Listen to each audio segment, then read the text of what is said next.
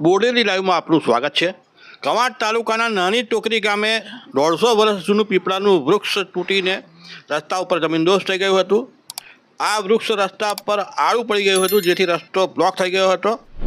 વાહનોનો અવર જવરનો માર્ગ તે સમયે બંધ થઈ ગયો હતો। જોકે વૈકલ્પિક માર્ગ હતો, જેથી ભારે વાહનો ત્યાંથી નીકળી જતા હતા। કોઈ હતાહત થઈ નથી। કવાંટ તાલુકાના કરજવાંટથી બોરદા ગામને જોડતા મુખ્ય રસ્તા પર નાની ટોકરી ગામે આ ઘટના બની હતી। ગામ લોકો દ્વારા વૃક્ષને હટાવવાની પ્રારંભિક કામગીરી કરવામાં આવી હતી। નાની ડાળખીઓ અને જે પણ કુહાડી અને જે કે હાથ વગા સાધનો વડે જે વૃક્ષને હટાવવાની કામગીરી છે તે ગ્રામજનોએ કરી હતી। જોકે મોટી ડાળખીઓ દૂર કરવા જેસીબી મશીન બોલાવાયું હતું। વૃક્ષ પડવાની ઘટના બપોરે 12 વાગે બની હતી। બપોરે 3 વાગે જેસીબી આવ્યું હતું। સાંજે 5 વાગે વૃક્ષ સંપૂર્ણપણે અહીંથી હટાવી શકાયો હતો અને રસ્તો ખુલ્લો થયો હતો, પૂર્વવત થયો હતો। ગામના નાગરિકો, આગેવાનો, સરપંચ સહિતનાઓએ આ વૃક્ષને હટાવવા માટે ભારે જહેમત ઉઠાવી હતી।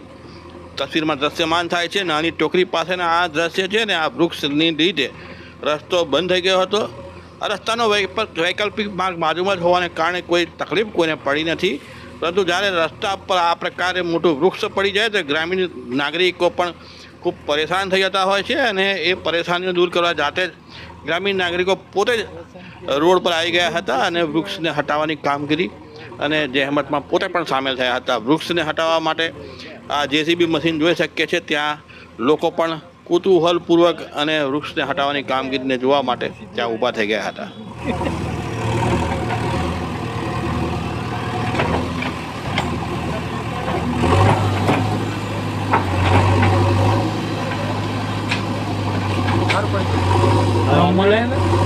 બપોરે 12 સાડા 12 વાગે હે ને